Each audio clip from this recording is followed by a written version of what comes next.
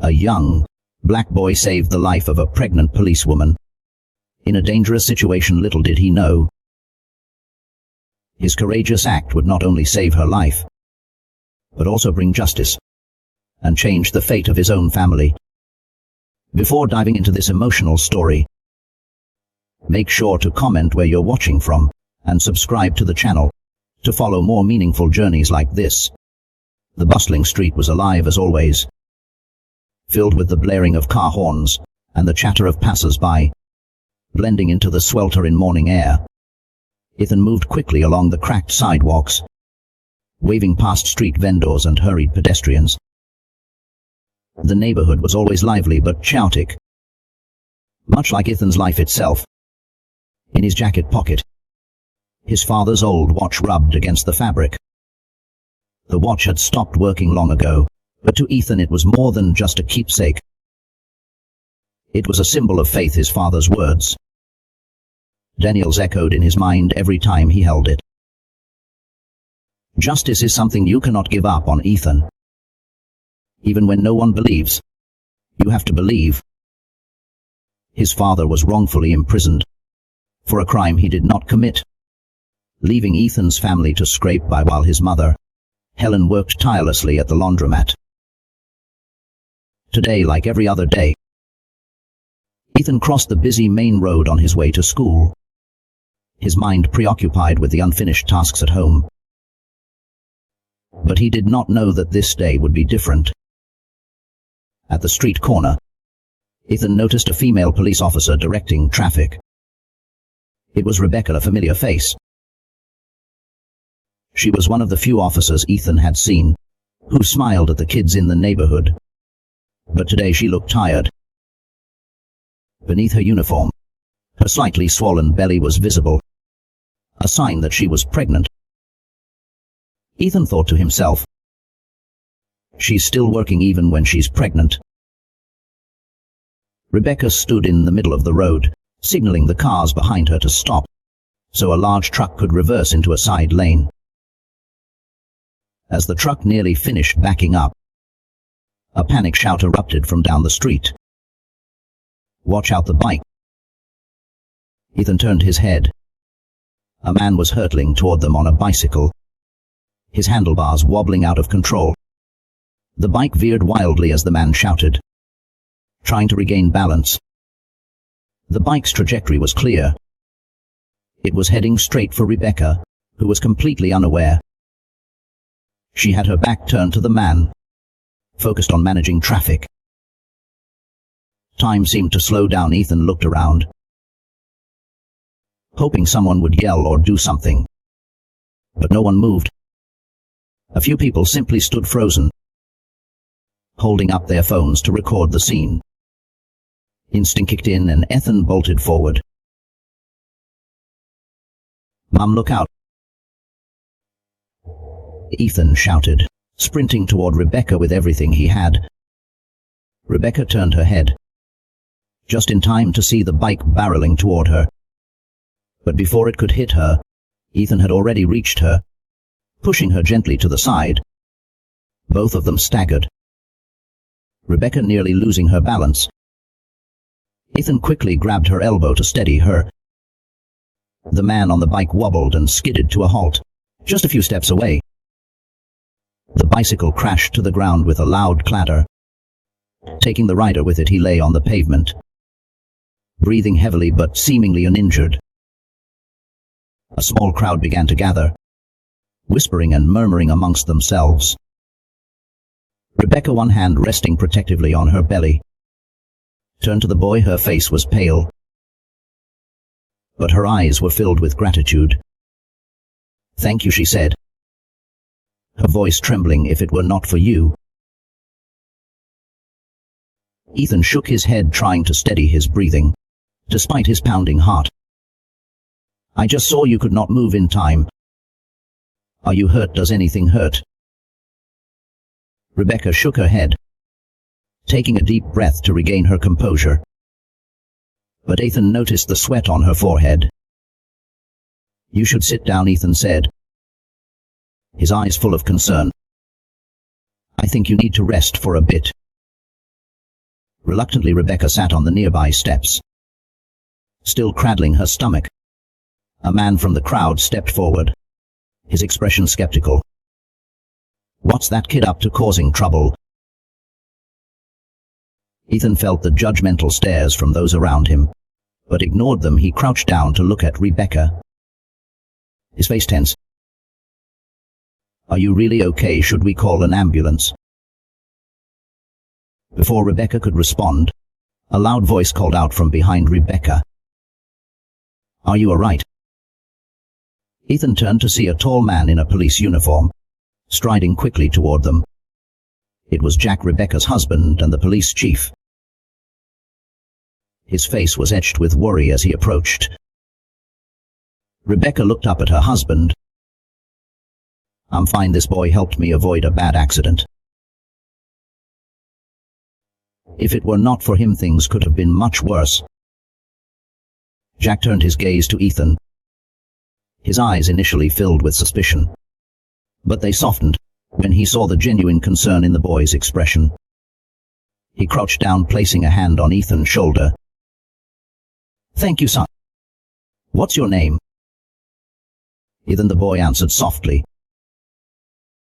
Jack nodded, his face serious but warm. "Ethan, you saved my family today. I owe you a big thanks." Ethan hesitated for a moment before shaking Jack's outstretched hand. He had no idea that his small act today would go on to change his life forever. Rebecca sat on the steps, her hands resting lightly on her knees, taking deep breaths to steady herself. Jack knelt beside her, his eyes fixed on her with concern. "Are you sure you're okay? Do you need to go to the hospital?" Jack asked, his voice a mix of worry and tension. Rebecca shook her head, offering a faint smile. "I'm fine, Jack. Really, I'm okay.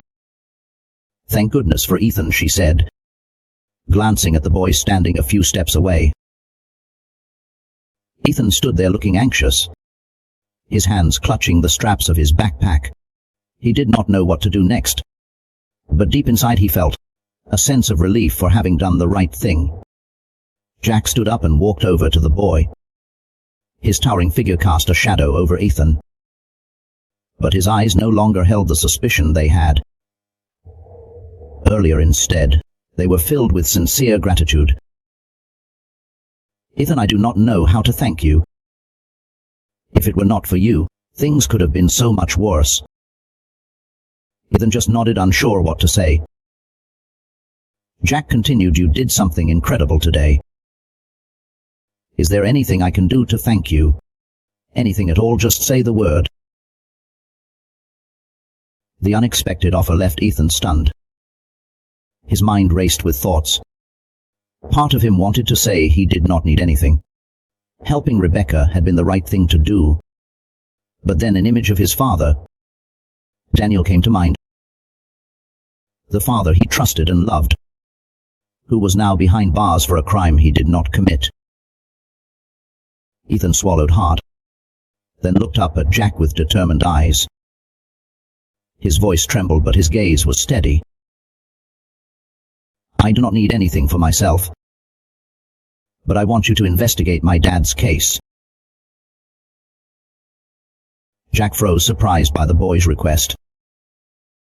He had not expected such a plea. The murmurs of the nearby crowd grew louder, with a few puzzled glances exchanged. "Your dad?" Jack asked, trying to keep his voice even. Ethan nodded, taking a deep breath to muster his courage. "My dad's name is Daniel Carter. He was arrested for theft. But he's innocent. I know he's innocent. I just want you to look into it, please." The boy's voice cracked, and he fought to hold back his emotions. Rebecca, who had now stood up, approached Ethan. She placed a gentle hand on his shoulder, sensing the turmoil within him. "Jack, maybe we should listen to him." Rebecca said, her gaze encouraging her husband. Jack remained silent for a few moments. Clearly deliberating. Reopening an old case often meant headaches. Big ones if there truly had been a mistake. It could have significant repercussions for his entire department, but Ethan's eyes, filled with faith and hope, made it impossible for Jack to dismiss the boy outright. Jack knelt down, meeting Ethan's gaze. His voice was firm but compassionate. "All right, Ethan. I'm not promising anything yet, but I'll look into it. Can you tell me more about your dad?" Ethan bit his lip, his eyes lighting up with a glimmer of hope. He quickly began recounting the story. His father, Daniel, was a kind and hard-working man who had been employed at a security company. One day he was accused of stealing goods from the company's warehouse. The evidence against him was damning. Security footage showed someone resembling him, and another employee's testimony confirmed it. But Ethan knew his father could not have done it. Daniel had always lived by principles, working tirelessly to provide for his family. He often said, "I'd rather lose my job than do something wrong."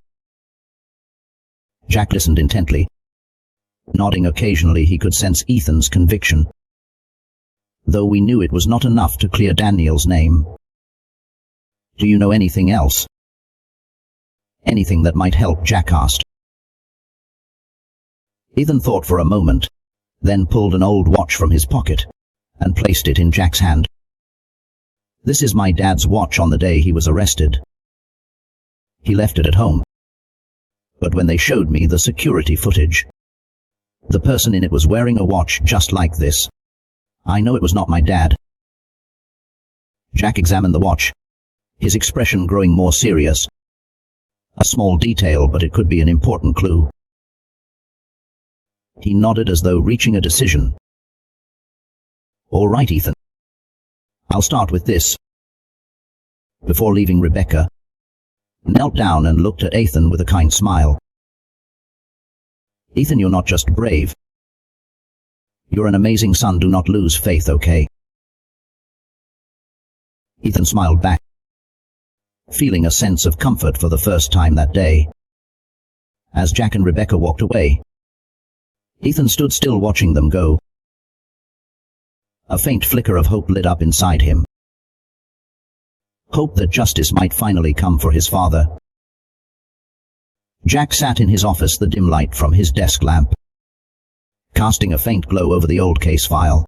In front of him, on the cover of the file, was the name Daniel Carter, written in bold ink. This was the case Ethan had mentioned, the warehouse theft from a year ago that led to Daniel's imprisonment. Jack sighed, flipping through the pages. Initial complaint: a high-value shipment had gone missing from the warehouse. Security cameras captured an image of a man resembling Daniel leaving the premises on the night of the incident. Key evidence: the testimony of another employee who claimed to have seen Daniel in the warehouse after hours. On paper, the case seemed straightforward, the evidence compelling, and Daniel was convicted without much difficulty. But Jack, with his years of experience as a detective, knew that the truth often lay beneath the surface, especially after Ethan's account and the peculiar detail about the watch. A small but suspicious clue. Jack held the watch in his hand, recalling Ethan's words. "My dad was not wearing his watch that day. But the person in the video was. If this was true, someone might have fabricated evidence." Jack called in the original investigative team from Daniel Carter's case, including Lieutenant Mason, who had led the operation. Mason was a seasoned officer known for his toughness, but also his tendency to use creative methods to achieve results. "Chief, you want us to revisit the Carter case?" Mason frowned at the request. "That case has been closed for over a year. I thought everything was crystal clear." Jack crossed his arms, his gaze sharp. I've received a complaint from Carter's family. There are details that need clarification, particularly regarding the surveillance footage in the witness testimony. Mason shrugged, a flicker of irritation crossing his face. You know Carter's already serving his sentence. Reopen in this case is just going to waste our time and might tarnish the team's reputation. Jack's voice remained calm but resolute. We're not investigating to protect reputations. We're investigating to uphold justice. Mason hesitated but eventually nodded. All right, Chief, I'll pull the reports. Jack did not miss the look Mason gave him as he left, a mix of annoyance and reluctance, as though this investigation was an unnecessary burden. As Jack reviewed the evidence, he noticed something unusual about the surveillance footage. The beginning of the video was clear, but when it showed the figure leaving the warehouse, the frames became unnaturally blurred. Jack frowned. Was this a technical glitch or deliberate tampering? He requested the forensic team to recover the original footage, only to learn that the source data had been erased. Next, Jack tracked down the key witness in the case. Paul Stanford, a former warehouse employee. Paul's testimony had been one of the critical pieces of evidence against Daniel. However, when Jack contacted Paul, his response was unexpected.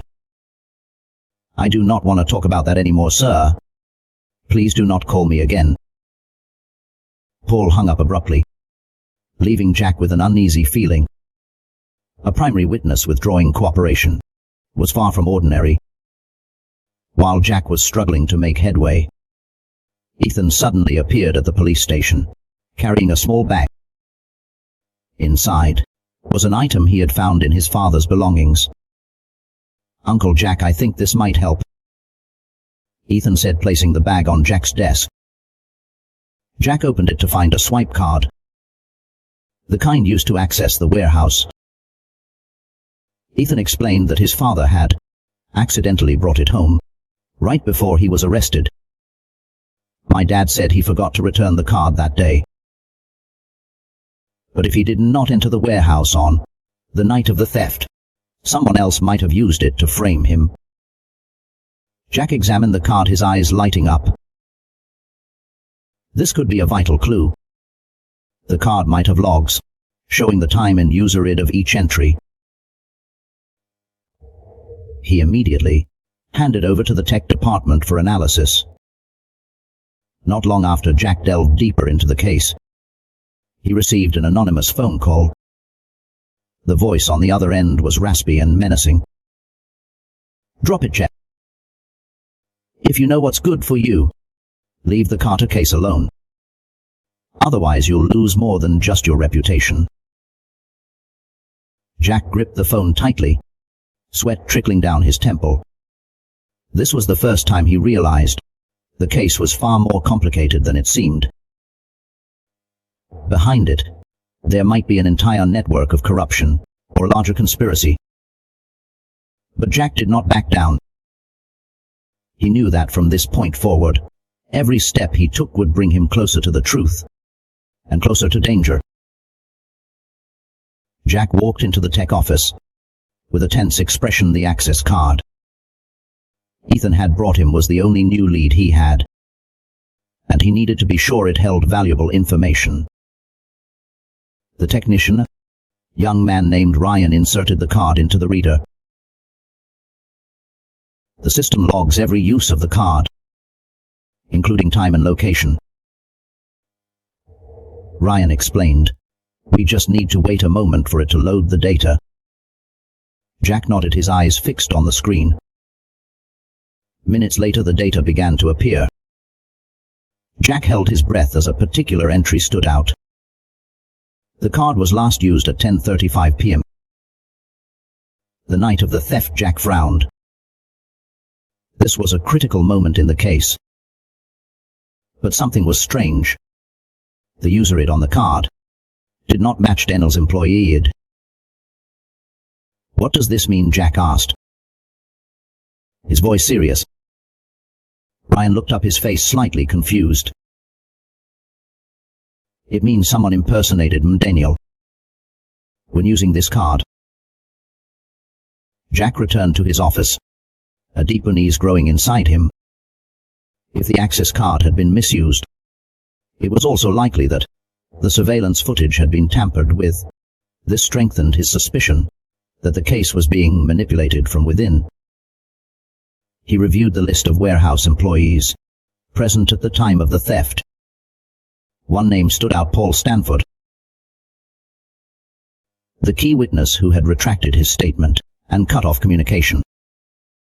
Jack decided to confront Paul in person. After hours of searching, he found himself standing in front of a dilapidated apartment. Paul opened the door, his face anxious when he saw Jack. I do not want anything to do with this anymore," Paul said, his voice hoarse. Jack placed a firm hand on the door, preventing it from closing. "I'm not here to bother you. I just want the truth. If you do not speak now, you may never get another chance. Do you want to live with this guilt forever?" Paul hesitated, his gaze shifting as if waging an internal battle. Finally, he sighed and invited Jack inside. Paul sat on a worn-out chair, his hands trembling as they clutched each other. He began to speak. They forced me to say I saw Daniel in the warehouse. But the truth is I did not see anything. I was just working late that night, and when the theft happened, I was not even near the scene." Jack clenched his fists, trying to stay calm. "Who forced you?" Paul shook his head, fear flooding his eyes. "I cannot say if I do. They'll come for me. I've seen what they can do." Jack knew he could not push Paul any further for now. But Paul's confession confirmed that his testimony in the case had been fabricated. Daniel had been framed by those trying to cover up something much larger. When Jack returned to the police station, he sought out Lieutenant Mason. "Mason, I just spoke to Paul Stanford. He admitted to being coerced into giving false testimony. I need you to explain this," Jack demanded, his tone stern. Mason met Jack's gaze, his lips pressed into a thin line. After a moment of silence, Mason smirked. "Do you really want to know, Jack? Sometimes we have to do what it takes to close a case." Jack felt anger rising within him. He shot up from his chair, slamming his fist on the desk. "Do what it takes? Do you even hear yourself? This is an innocent man's life we're talking about." Mason stood, meeting Jack's glare with cold eyes. "Careful, Jack. Digging into settled matters is not always a good idea. Not everyone wants the truth to come out." Jack stepped back, his heart heavy. Now he was not just fighting to clear Daniel's name. He was also up against a traitor within his own team. The next day, Jack received shocking news. The access card data he had sent for analysis had been erased from the system. Someone on the inside had deliberately deleted it. Jack knew this was a calculated move to stall the investigation. Jack called an emergency meeting, but he was met with silence and a few vague responses. It was clear that someone in the team was protecting this secret at all costs. That night, Jack sat alone in his office, the desk lamp casting a dim glow over Daniel's case file. He knew that continuing the investigation would put him in greater danger, but Ethan's hopeful eyes and his desperate plea echoed in Jack's mind. Jack gripped the watch Ethan had given him. Drawing strength from it, he made his decision.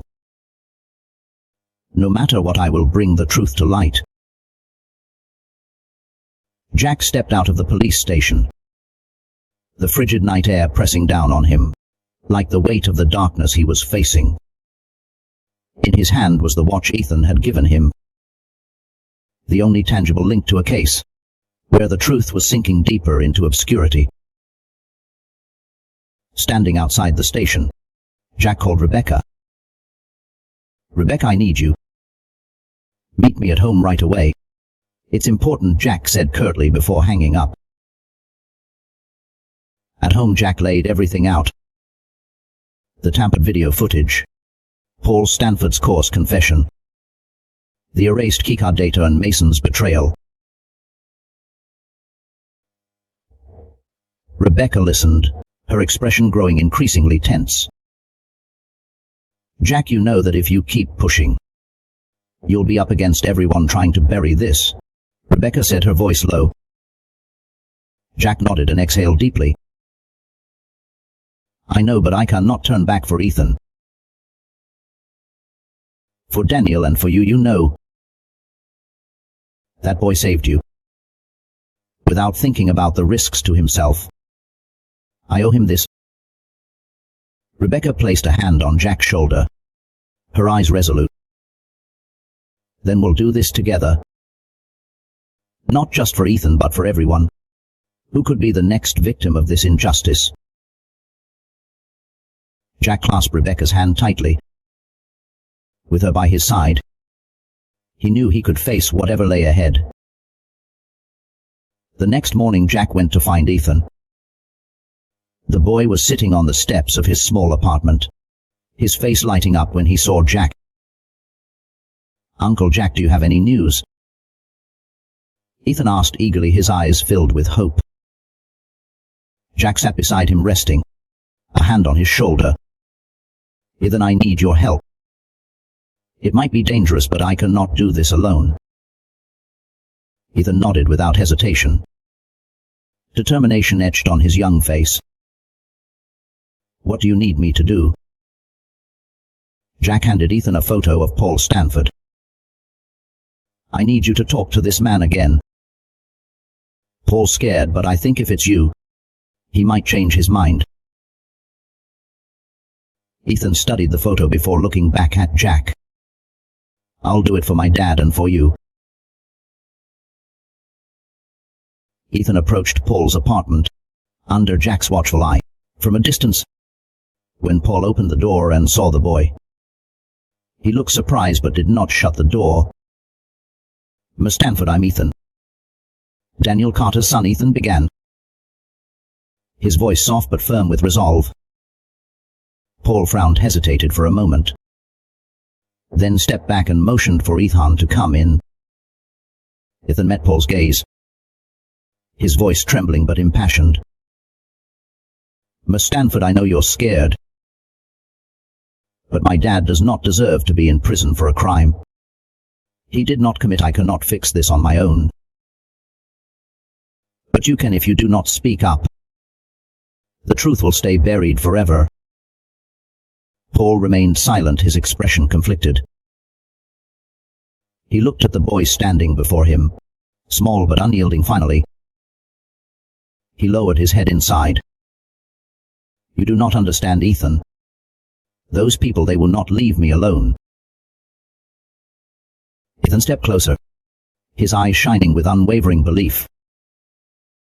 "Do you think they can hurt you forever if we do not stand up? They'll do this to more people. I do not want anyone else to suffer like my family has." Ethan's words hit Paul like a hammer. After long silence, Paul nodded. "All right, Ethan. I'll tell the truth, but I need protection." Ethan smiled, his eyes glimmering with hope.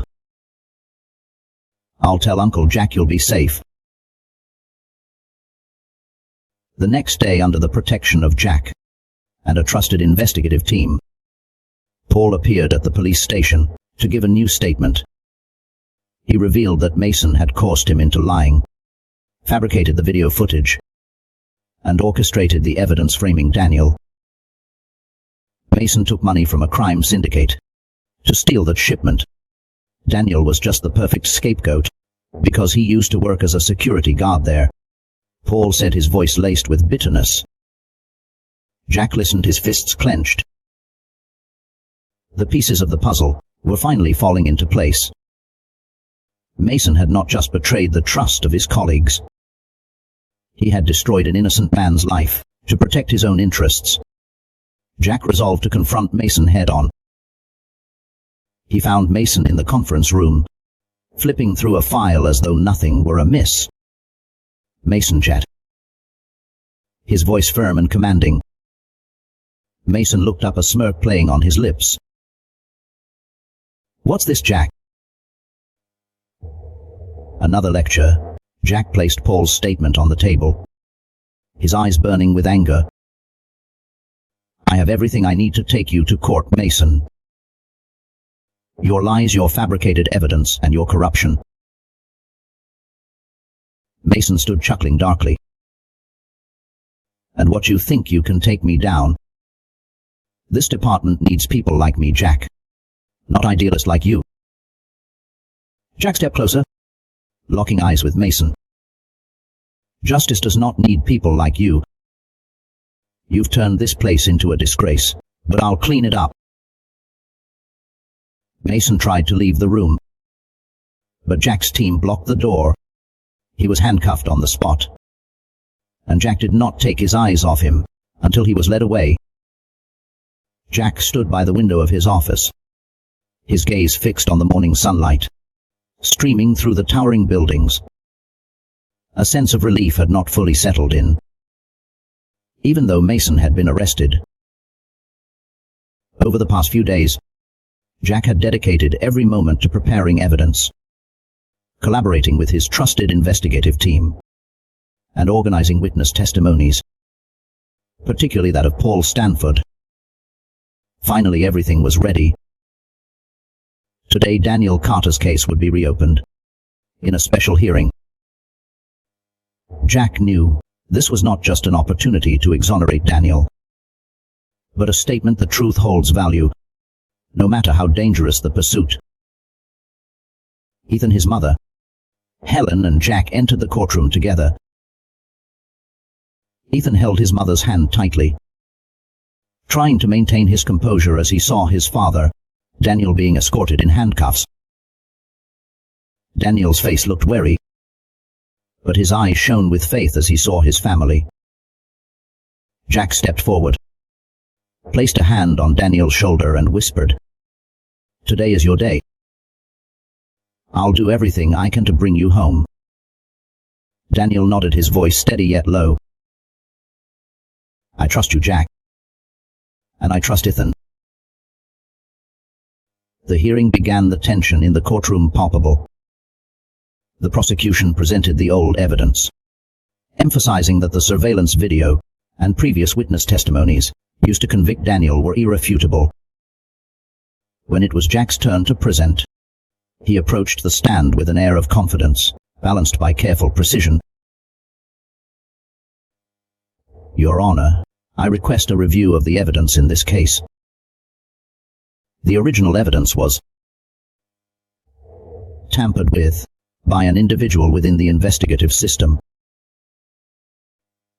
He detailed how the surveillance footage had been altered, keycard data erased, and most critically, the new testimony of Paul Stanford, who'd been coerced into giving false statements. Paul was summoned to testify. He walked to the stand visibly nervous, but regained his composure when he spotted Ethan, sitting in the back row. "My initial testimony was not truthful," Paul began, his voice trembling but clear. "I was threatened and forced by Lieutenant Mason to claim I saw Mr. Daniel Carter at the scene when, in fact, I saw nothing of the sword." Paul's words sent a wave of murmurs through the courtroom. The prosecution attempted to discredit him, but Jack swiftly presented additional evidence, showing Mason had accepted bribes from a criminal syndicate to fabricate the case. Jack concluded his presentation with a firm declaration. "No one has the right to strip an innocent person of their freedom for personal gain. Daniel Carter has lost over a year of his life to this. Injustice. Today I ask to return to him what he truly deserves. His freedom and his dignity. The judge remained silent for a long moment before delivering the verdict.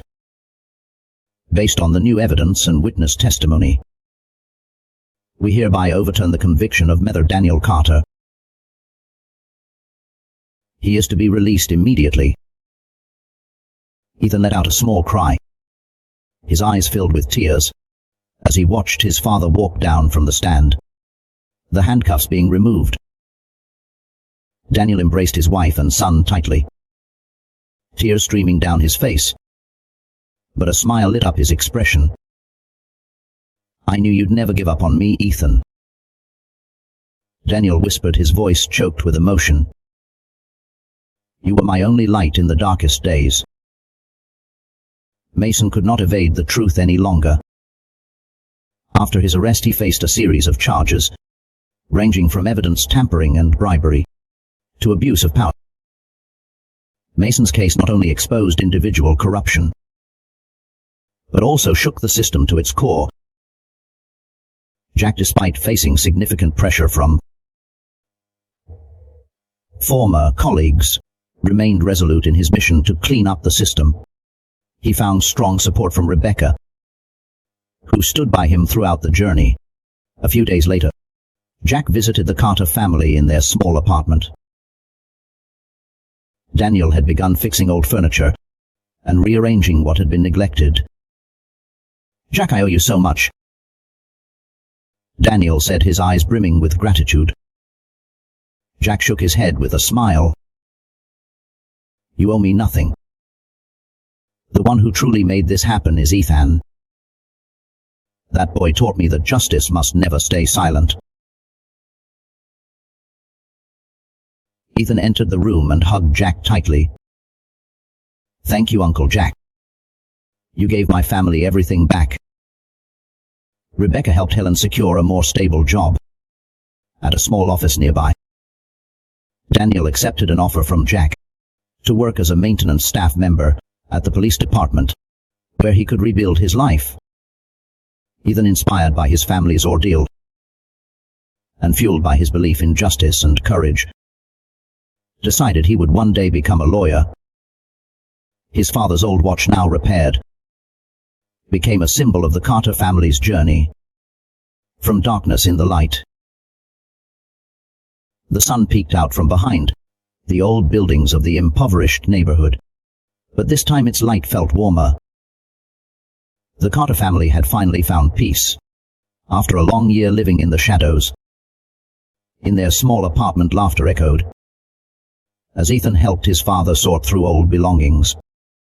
Daniel, now free of his worried expression, carefully polished an old watch, a symbol of patience and hope that had sustained him throughout his time in prison. "This watch carried us through the hardest days," Daniel said, his eyes glimmering as he handed it to Ethan. "Now it belongs to you." Ethan smiled, taking the watch and fastening it to his wrist. "I'll never forget what our family has been through, Dad, and I'll keep this faith alive." At the police station, Daniel started his new job as a maintenance worker. While it was not a high-ranking position to him, it was a deeply meaningful new beginning. Jack often stopped by to chat and encourage him, and Rebecca occasionally brought over snacks to share. With Rebecca's help, Helen found a stable job at an office near home, sparing her from the exhausting work she used to endure. Life for the Carter family gradually returned to normal, but now they lived with profound gratitude and hope. Ethan was not just the pride of his family. He had become a little hero to the whole neighborhood. A photo of him helping Rebecca went viral on social media, inspiring admiration for his courage. His school recognized his actions and awarded him a special scholarship to support his dreams. One afternoon, Ethan visited the police station to thank Jack. He carried a small notebook, filled with lessons he had learned throughout their journey. "Uncle Jack, I want to thank you for believing in me. I'll never forget what you and Aunt Rebecca have done for my family," Ethan said, his eyes shining. Jack glanced at the notebook and smiled with pride. "Ethan, you've taught me an invaluable lesson. Never stop pursuing justice, no matter how difficult the road." That evening, the Carter family gathered around a modest, yet warm dinner table. Helen chuckled as Daniel and Ethan playfully argued about who wrapped gifts better. "Everyone, I have something to say," Ethan announced, his face serious. The family fell silent, all eyes on him. "I've been thinking a lot about everything we've been through. I want to help people like Dad, those who've been treated unfairly. I want to become a lawyer." Daniel placed a hand on his son's shoulder. His eyes misted. "Ethan, I believe you can do it. You'll fight for justice, not just for our family, but for so many others." Helen smiled warmly, nodding. "My son, I've always been proud of you. Will be here, always supporting you." A few weeks later, Jack arranged a meeting between Ethan and an organization offering free legal aid to the disadvantaged. There, Ethan met Laura Winslow, a renowned lawyer known for her dedication to justice. "So you're the famous Ethan Jack's been telling me about," Laura said, smiling as she shook his hand. "You have an inspiring story. We need people like you in the future." Ethan, though slightly nervous, responded with determination. "I just want to learn and help others. I think if I can do something, it might make the world a better place." Laura exchanged a no and smile with Jack and Rebecca before nodding. "Then let's start today. Ethan will help prepare you for your journey." As Ethan stepped out of the building, he looked up at the clear blue sky. His father's watch remained securely on his wrist, a constant reminder that this journey was not just his own. It belonged to his family and community as well. Rebecca and Jack stood by the curb, smiling as they watched him leave. Rebecca leaned toward Jack and said softly, "That boy is going to do something extraordinary, Jack." Jack nodded, his gaze filled with pride. "I know Ethan is not just a brave kid. He's a symbol of change." With every step, Ethan felt a new future unfolding before him. A future where he was not just retelling his story, but also writing new ones about justice, hope and courage. Ethan stepped into the office of the Free Legal Aid Organization for the first time. The space was compact but orderly, with walls adorned with photos of successful cases and the people they had helped. Ms. Laura Winslow, whom he had met the week before, was waiting at the reception desk. "Ethan, you're here. Let's get started, miss." Laura greeted him with a warm smile.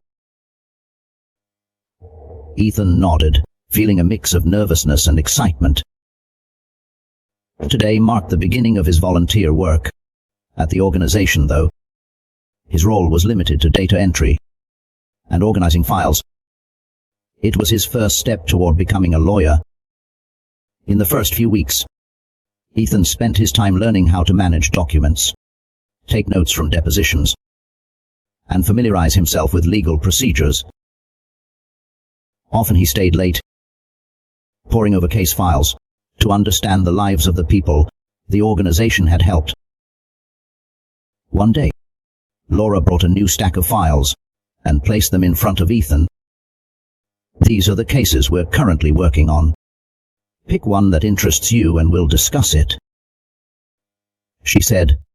Ethan flipped through the pages, his eyes lighting up as he read stories of people who had endured immense hardship yet displayed incredible resilience. He stopped at one file: a single father who had lost custody of his child due to a wrongful accusation of domestic abuse.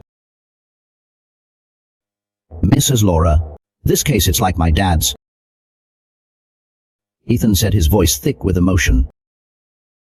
"This person needs help." Mrs. Laura smiled. "Good choice, Ethan. Let's work on this one together. We'll help him get justice." Ethan quickly proved to be more than just a determined young man. He was sharp and insightful.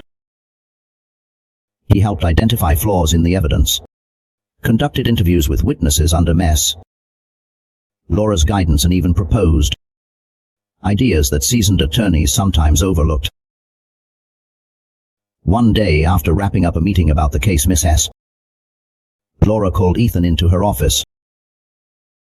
"Ethan, you have tremendous potential. But potential needs nurturing. Would you like to attend a basic legal skills course? I'll cover all the costs." Ethan could not believe his ears. He looked at Miss Laura, his eyes wide with excitement. "I'd love to, thank you so much." Beyond his work at the organization, Ethan often returned to his impoverished neighborhood. He shared his family's story with friends and other kids growing up in tough circumstances. One day he stood in front of a group of students from his community to talk about his journey. "I used to think I had no value in the eyes of the world.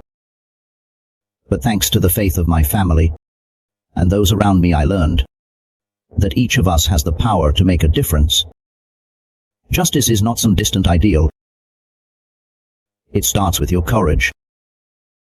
Ethan's words resonated deeply with his audience. From a boy who used to walk through narrow alleys with his head down, he had become a guiding light for others. At their small apartment, Daniel, Helen and Ethan sat together after dinner. Daniel smiled, looking at his son with pride. "Ethan, you've accomplished more than I ever dared to dream. Have you thought about continuing your education to become a professional lawyer?" Ethan nodded, gripping his father's hand firmly. "I've made up my mind, Dad. I'll do everything I can to get into law school. I want to help people like you, those who've been treated unfairly and have no voice." Helen smiled, her eyes glistening with tears. "Son, you're proof that we can change anything, as long as we do not give up." 5 years later, Ethan graduated from law school with honors, thanks to the support of the legal aid organization and the special scholarship he received. On his graduation day, Ethan received a letter from Jack and Rebecca. "Dear Ethan, we always believed you would achieve great things. But more importantly, you've kept your heart pure and your faith and justice strong. We are so proud of you. Continue this journey and never forget what you've done for your family and for us. With love, Jack and Rebecca." As he read the letter, Ethan felt a profound sense of accomplishment. He had not only achieved his personal goals, but also become a symbol of hope and change, just as Jack had envisioned. Ethan's story did not end there. As a passionate young lawyer, he returned to the neighborhood where he grew up and opened a small legal office to assist the underprivileged. Every day Ethan looked at his father's watch, now fully repaired, and remembered the difficult times they had endured. He knew that justice was not just an abstract ideal. It was something anyone could achieve, with enough courage and determination. Years passed, and the story of Ethan and the Carter family became not just an inspiration in their impoverished neighborhood, but spread throughout the city.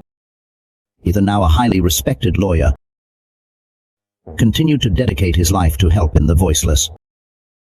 His small legal office in the old neighborhood became a beacon of hope for those seeking justice, no matter who they were.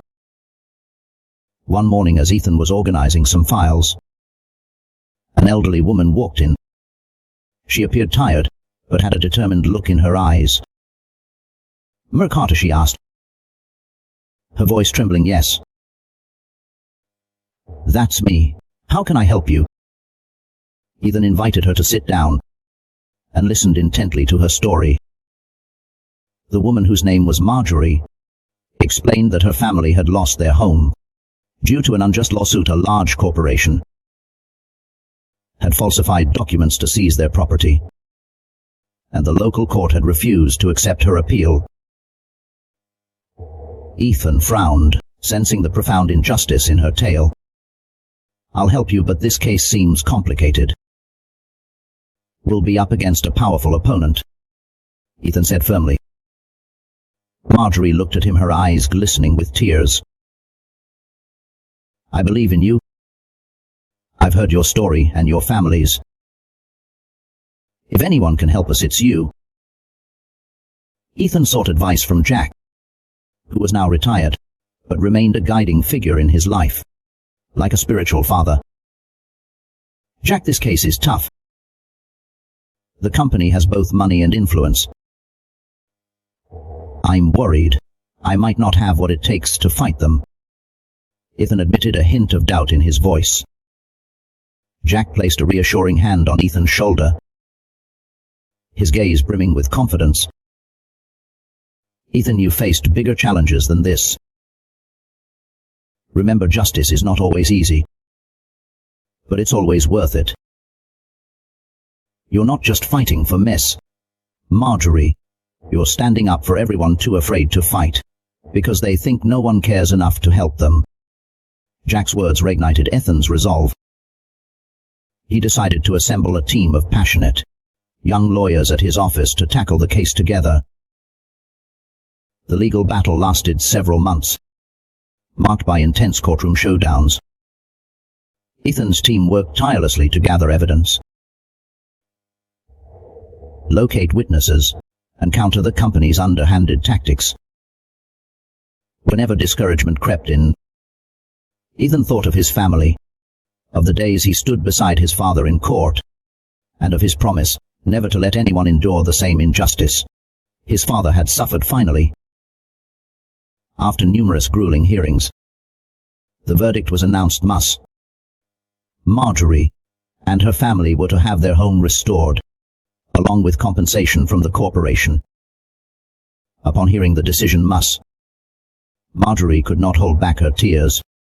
She turned to Ethan, clasping his hands tightly. "You have not just saved my family. You've restored my faith and justice." Ethan smiled, feeling a profound sense of relief and fulfillment. He knew this victory was not just for one family. It was a message to all who struggled. Justice still existed. Ethan's office continued to grow, evolving into a hub not only for legal work, but also for training young lawyers dedicated to serving the community. He hosted free workshops for neighborhood residents, teaching them about their legal rights and how to protect them. One day, a young boy knocked on the door of Ethan's office. The boy, about 12 years old, timidly said, "I want to learn how to be like you. Will you teach me?"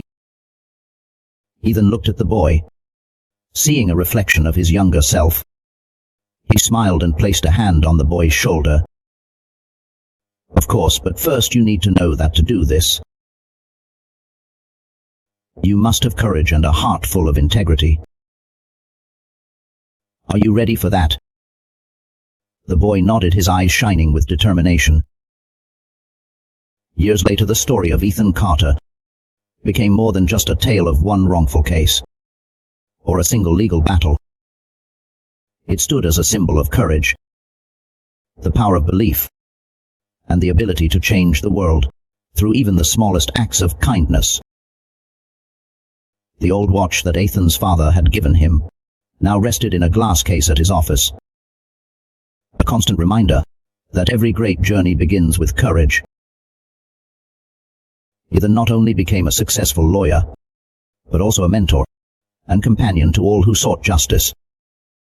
His legacy continued to inspire generations, a light that never faded. As time passed, Ethan Carter's law office became a symbol of hope. In the impoverished neighborhood, the people there no longer hesitated or feared, standing up against injustice, knowing they had a place to turn to, where Ethan and his team worked tirelessly to uphold justice. One day, Ethan received a letter from Global Justice Initiative, an international network of lawyers dedicated to aiding the oppressed worldwide. They extended an invitation for Ethan to join their advisory board aiming to bring justice to regions where the legal system was weak or non-existent. We believe your story and your fight for justice in your local community can inspire and expand efforts on a global scale. The letter read. Ethan sat in his modest office, reading the letter over and over again. He felt a surge of pride but also a pang of hesitation. Walking with the organization would mean leaving the neighborhood that had shaped him, the place where he had pledged to serve. Ethan called a meeting with his team, including the young lawyers he had mentored. I want to hear your thoughts, Ethan said, his voice thoughtful.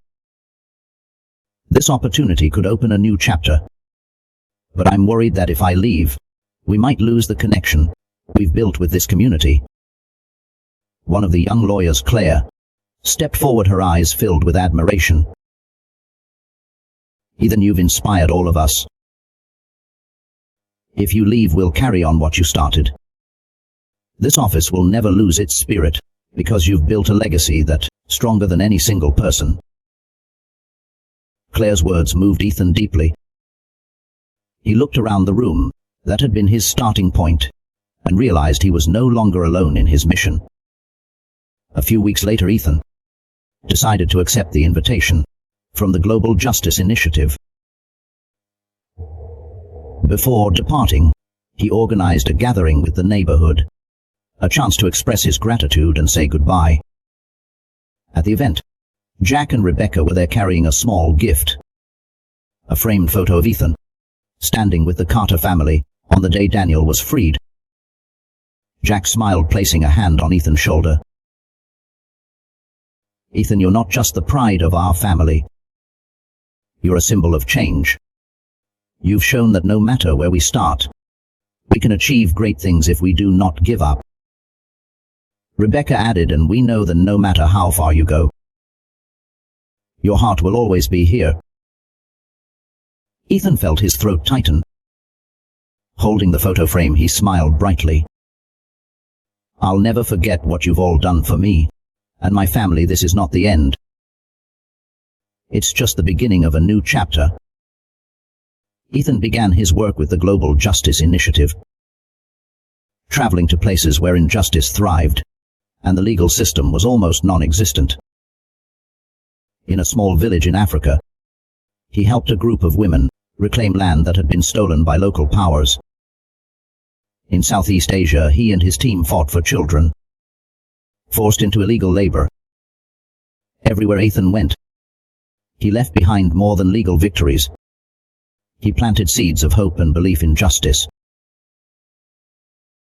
One day, Ethan returned to his old neighborhood to visit his family and was surprised to see a mural painted on a wall near his law office. It depicted Ethan standing among the community, his hand raised high, symbolizing justice. A local resident approached him with a warm smile. We wanted everyone to remember that no matter where you go, your spirit will always be here.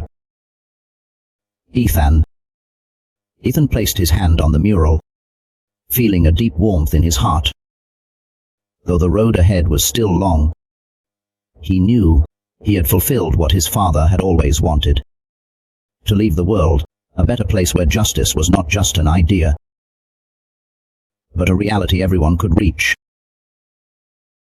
Ethan Carter had become a household name, not just within the international legal community, but also in the hearts of the people from the old neighborhood where he grew up.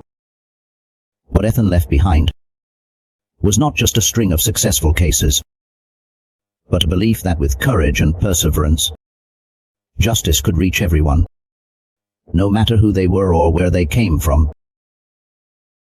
During his time with the Global Justice Organization, Ethan built a network of allies, young lawyers, social activists, and visionary leaders. Together they initiated numerous legal aid and educational projects, empowering marginalized communities to protect themselves against injustice.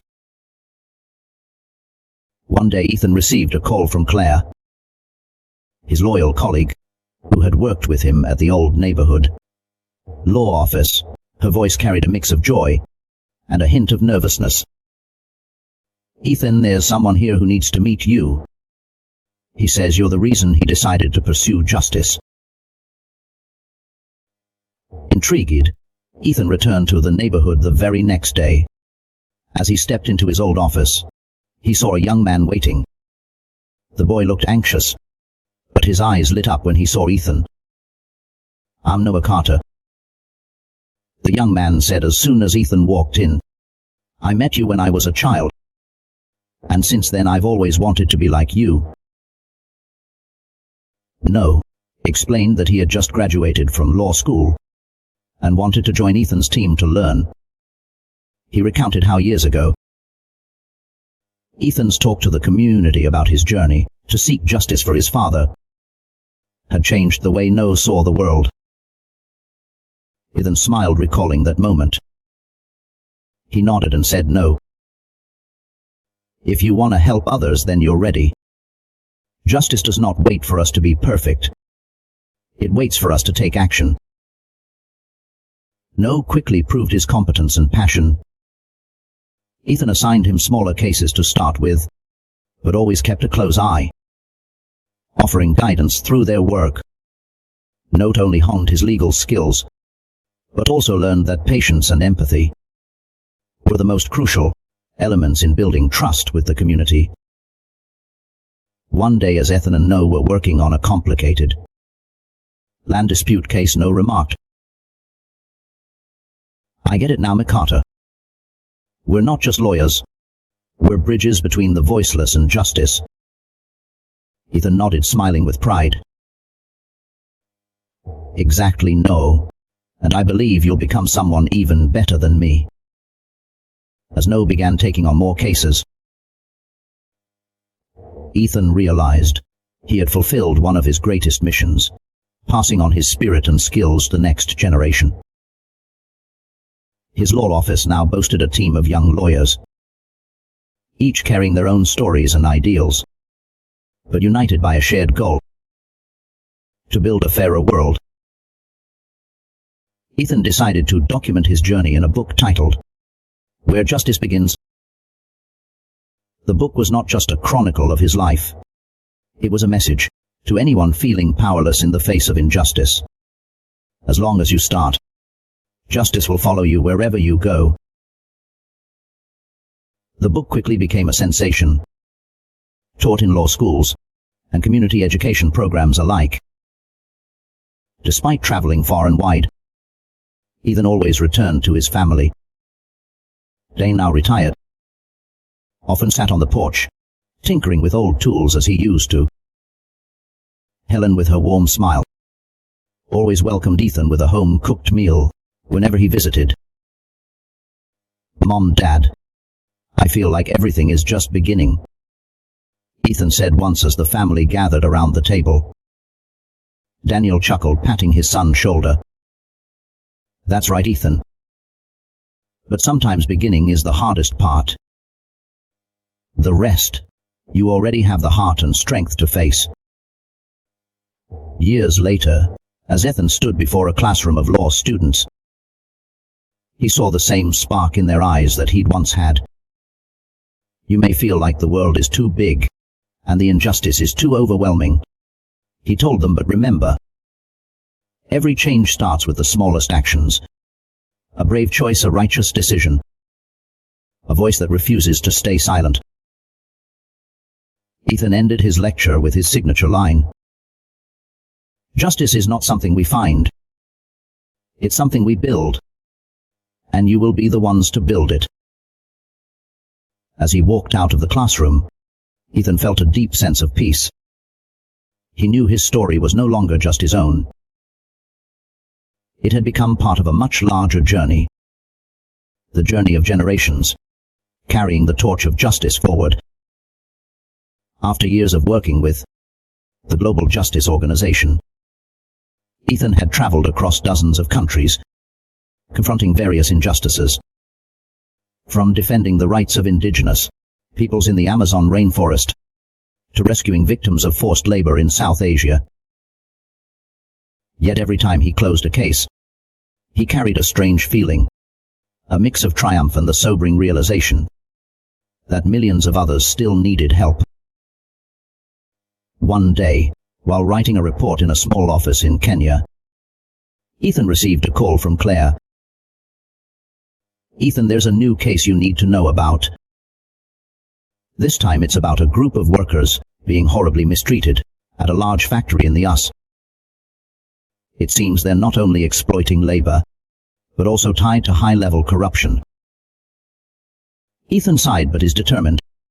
Gaze betrayed no hesitation. "Send me all the details, Claire. I'll fly back immediately."